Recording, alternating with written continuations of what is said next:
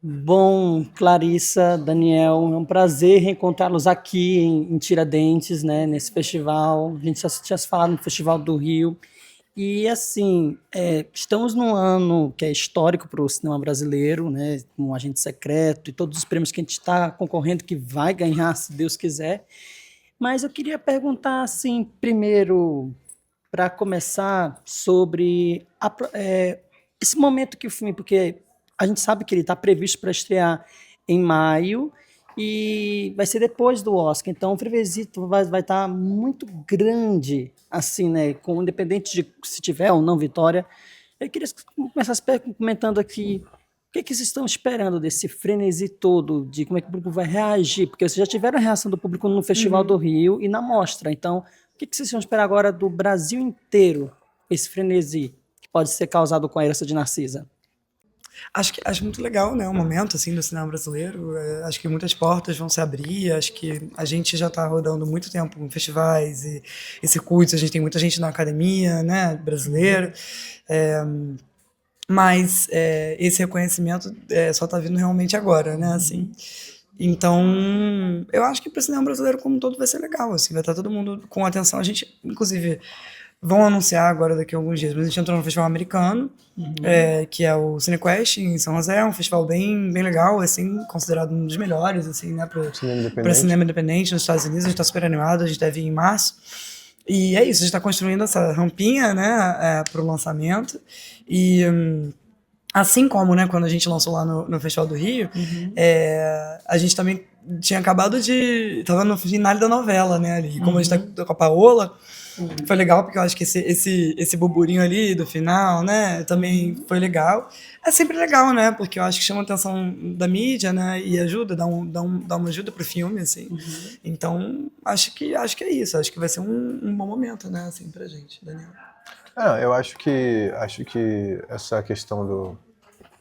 Eu fico esperançoso das pessoas quererem assistir e dar uma chance para o cinema nacional, principalmente o Narcisa, que é uma pegada um pouco diferente, né?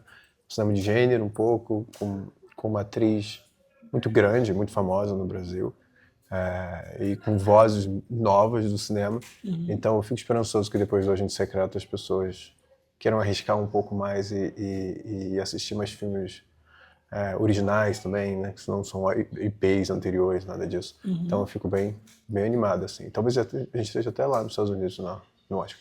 Depois eu tenho que ver. Acho que é possível, Quem possível. sabe, né? Porque sempre festivais de cinema que rola por lá, tem sempre alguém da academia que está lá assistindo e pode se interessar, né? Saber mais sobre o filme, então é uma chance boa. E Daniel estava falando sobre cinema de gênero, né? E o tema do filme, ele é sobre laços de família que a gente até tenta esquecer, mas eles estão sempre vindo atrás da gente. E esse tema é um tema que poderia ser abordado em qualquer outro tipo de gênero, né? E por que vocês decidiram ir para um gênero tão diferente que é o terror? Eu gosto muito do terror, porque o terror ele te dá a possibilidade de explorar as metáforas, né? Assim, é uma forma também de fisgar as pessoas. O terror é um gênero que fala muito com o inconsciente, diretamente com o nosso inconsciente, né? É o gênero das sombras, né? Então, as sombras da nossa psique. Então, eu acho que quando você fala de qualquer assunto difícil, dramático, familiar e tal, faz sentido, eu acho, ir pro terror, né? Pra gente chegar nesse ponto, né? Então, a vontade é... Assim, aí a gente tem uma pegada diferente com a coisa do terror, porque eu sempre gostei muito de terror, inclusive... Estou muito feliz de estar aqui 11 anos depois. O meu filme de estreia, que foi A Casa de Cecília, entrou na Mostra Aurora aqui, né? Foi o primeiro festival que eu pisei na vida, há 11 anos atrás, e fico muito feliz de estar aqui de volta, muito emocionado, né? Todo lugar que eu olho é flashback, assim, então é muito legal. E é um filme que ele também tinha, assim, um diálogo com o gênero, né? E apesar dele ser um filme mais experimental e tudo, ele tinha um diálogo com o gênero. E eu fiquei, assim, muito feliz e muito surpresa de ver o quanto que ele foi abraçado pelo público, sabe? E pela galera do terror, assim, que eu acho que é um público muito fiel, muito interessado, sabe? E é isso, aí me pegou e aí eu nunca mais quis fazer alguma coisa que não tivesse pelo menos uma pincelada, sabe, assim, do terror. E aí a gente anda nessa nossa investigação como, né, co-roteiristas, co-diretores, porque o Daniel, a pegada dele é um pouco foco mais do drama, né? Ele escreveu O Nosso Sonho, né? E tudo. Então, a gente estava tentando realmente chegar nesse lugar onde a gente estava fazendo um drama que também tem uma influência do terror, né? Então, assim, o filme, ele tem esses dois lados. E essa pesquisa, essa investigação, né, parte de um lugar de querer também que o terror clássico, ele vai para um lado que é sempre assim, no final o medo nunca morre, né? As sombras vão estar sempre ali, o mal volta no próximo, volta na sequência. E a gente tá mais numa jogada de não, é sobre superar o medo, né? E é sobre superar os problemas psicológicos, os complexos, né? As dores. É um exorcismo psicológico. A gente já tá brincando com a galera da Olhar, da nossa distribuidora, e chegou num termo que é o Terror terapia. terror terapia, que eu achei maravilhoso. Então é isso, a gente tá num terror terapia, tentando emplacar o terror terapia. Daniel, não sei, deixa eu falar ali pra caramba. Não, acho que é isso. Eu acho que a vantagem do terror, assim, a primeira incursão no gênero é só você conseguir descolar um pouco da realidade, né? E falar sobre coisas sem estar falando sobre essas coisas, sabe, na tela. Que no drama, às vezes, é mais difícil, né? Então você consegue, tanto esteticamente quanto em termos de linguagem, explorar muita coisa, assim. Eu acho que a Narcisa conseguiu, assim. Se a gente falar mais sobre relações familiares de maneira mais forte do que ter um filme clássico sobre relações familiares. E sobre a construção agora, assim, do filme, quando vocês começaram a escrever o roteiro, a Paula já estava planejada para ser a Ana ou tinha outra pessoa em mente? Não, é loucura, né? Porque a gente escreveu esse roteiro, foi da pandemia. Eu tinha acabado de voltar, fiz um mestrado nos Estados Unidos, na USC, com a bolsa da Fulbright e da CAPES, né? Aquela bolsa integral. E aí bateu a pandemia quando eu tava lá. Então, assim, eu tive que fazer uma escolha. Eu tava no meu último semestre, e aí a galera da Fulbright, da comissão, a galera da faculdade, todo mundo falou assim, vocês têm a opção de voltar pro país de vocês, porque a gente não sabe o que vai acontecer. E aí começou aquela maluquice do tipo, vamos fechar aeroporto, o Witzel fechando o aeroporto, corre pra lá, corre pra cá, compra papel higiênico. Nos Estados Unidos, né, que papel higiênico é mais importante do que tudo, não sei como, mas é isso. Aí o Daniel tava planejado pra ir lá pra gente viajar no Spring Break, ele ia me ver, né? Só que aí ele chegou e foi uma missão de resgate, porque ele chegou e aí já tava tudo fechando. E a gente fazendo mala, botando minhas coisas no apartamento, fechando o apartamento. E eu falei, não, vou voltar, porque senão dá ruim. E aí a gente acabou ficando um período, né? Assim, eu fiquei um pouco na casa dos meus pais, né? Então foi assim, interessante, porque o filme é sobre a relação materna e tal. E aí, né, me reacendeu um pouco essa coisa, né, de já fazia muitos anos que eu não morava com a minha mãe, né, então voltei. E aí eu tive essa ideia, falei assim, e se a gente fazer um filme sobre uma filha que é possuída, né, por esse espírito da mãe, assim. E aí a gente escreveu. Então foi uma ideia que foi escrita sem muita pretensão. A gente escreveu, falei assim, nasceu, escreveu. Inclusive para mandar aqui pro Cinemundi, né, eu acho, a gente correu assim, escreveu. Foi isso mesmo? E aí depois, um tempo depois, a gente ficou sabendo, né, o Edu, o pessoal da UCA falou que a Paola tava querendo fazer um filme e tal, e aí eu falei, olha, acho que esse filme é perfeito, né? E aí a gente mandou, e ela amou, assim, ela leu, amou, se identificou, sabe? E quis pular dentro. E aí, a partir daí a gente conseguiu colaborar mais um pouco, assim. Mas é isso, nasce de um impulso original mesmo. E foi legal, foi bem interessante ver como ressoou, assim, na Paola e como parece que tinha sido escrito para ela de alguma forma, assim, e que é legal.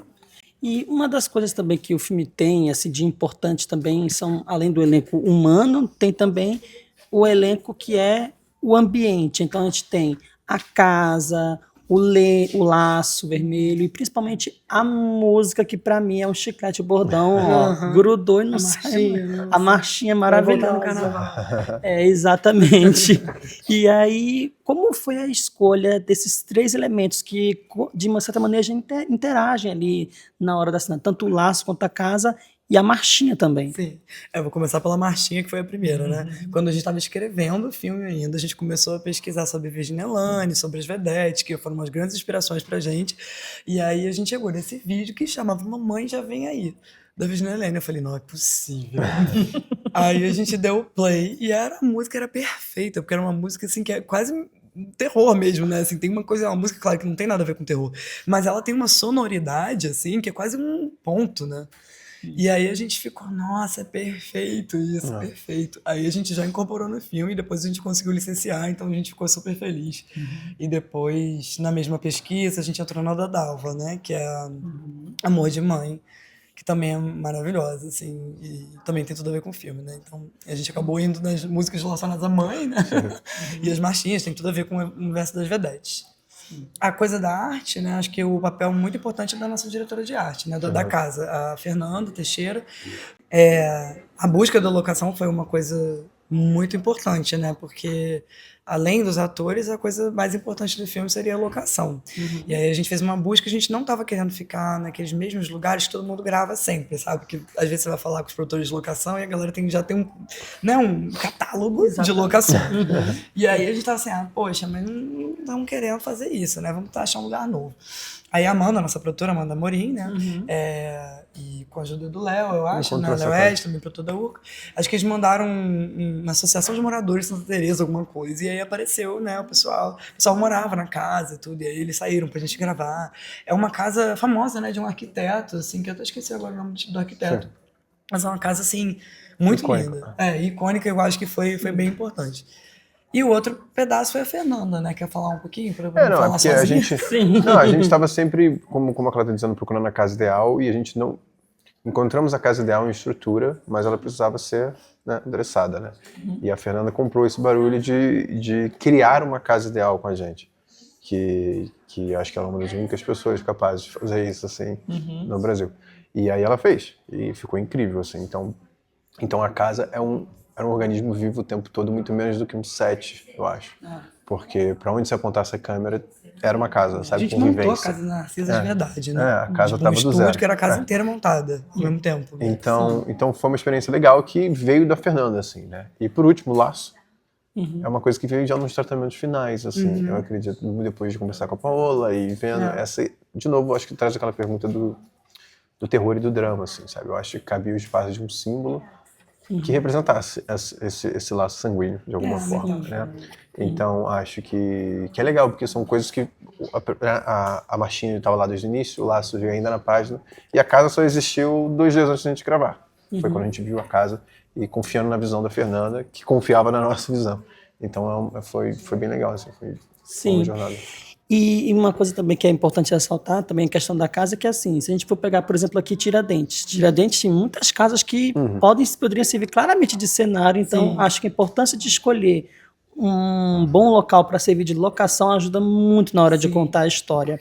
E voltando para a parte agora do terror, a gente também está num momento assim, não só o cinema brasileiro, mas também o cinema de terror. Finalmente teve o seu reconhecimento no Oscar com 2 filmes, né? Com Pecadores e com Hora do Mal, com a Amy Madigan, né? Então, Hora do Mal. E no filme, na Herança de Narciso, a gente tem a Rosa Maria Murtinho, que também já é uma atriz que já tem uma experiência muito grande de carreira, fazendo um personagem assim que fica ali no mesmo empate ali com a tia Gladys na questão de, uma atriz experiente que está lá fazendo um filme de gênero de terror.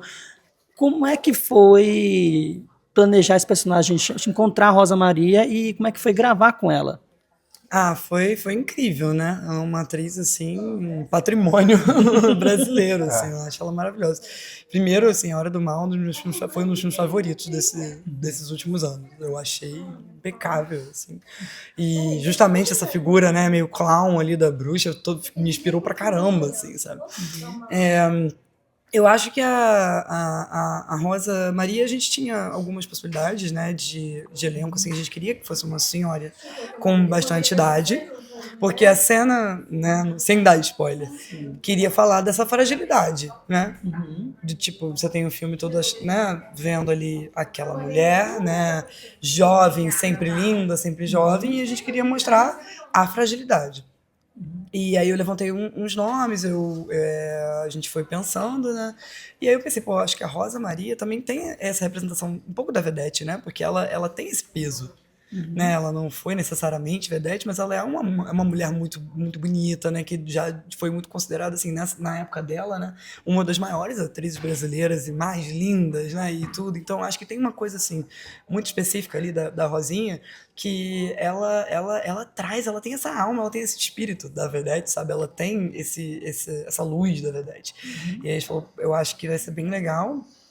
E aí também tem outra coisa que eu acho que ela é maravilhosa, ela é muito aventureira, sabe? Ela se joga nas coisas, ela faz, assim, ela não tem medo, sabe? Ela é uma atriz, ela é sensacional, assim, na verdade eu tentei conversar com ela um pouco antes, assim, das de figurino, e ela não falou muita coisa. Aí eu falei, ué, eu não sei o que vai ser, né? Vamos na aventura. E aí no dia do set, ela fez todas as perguntas direitinho, sabe? E aí chegou, ela deixou a gente, assim, embasbacado, sabe? Na cena, assim. Ela tirou nossas palavras, assim. A presença dela, ela tem uma fala. Sim. Apesar de ser uma cena muito importante, mas ela tem uma fala. E essa fala é o que derruba todo mundo, chorando no final do filme, assim. Você se arrepia, sabe? Tipo, ela é sensacional. Ela é uma atriz de método, é uma atriz experiente, sabe? Então, foi... Quer falar alguma coisa? Não, acho que você completou tudo, é isso. A Rosinha foi incrível, assim. E acho que é legal que, de novo, acho que uma pessoa que podia ser o que o personagem é pra Paola, tinha que ser uma pessoa do tamanho da Rosinha, Sim. assim, também. Então acho que isso pesou bastante, né? De tipo, de você conseguir alinhar, assim, esses dois talentos de gerações completamente diferentes. A gente chegou até a pensar em botar a Paola pra fazer a Narcisa, contracenando com ela mesma. Só que a gente decidiu não fazer isso justamente por causa da troca. Porque a cena não ia ter a mesma alma. Energia de troca, assim. né? Eu já até imaginei aqui rapidamente como é que seria essa cena e realmente não teria o mesmo impacto se fosse com uma atriz mais idosa fazendo a Narcisa. Bom, gente, muito obrigado pela conversa, foi maravilhoso. Obrigado, Pedro. O filme, gente, para quem não sabe, ele vai passar aqui na Mostra de Tiradentes, mas ele vai estrear no Brasil inteiro em maio, provavelmente aí no dia 14 de maio, segundo o que foi dado pelo Olhar Filmes. E é isso, gente. Vamos ficar de olho e vá assistir A Herança de Narcisa nos cinemas. Obrigado, Gil, gente. Obrigado, Pedro. Obrigado.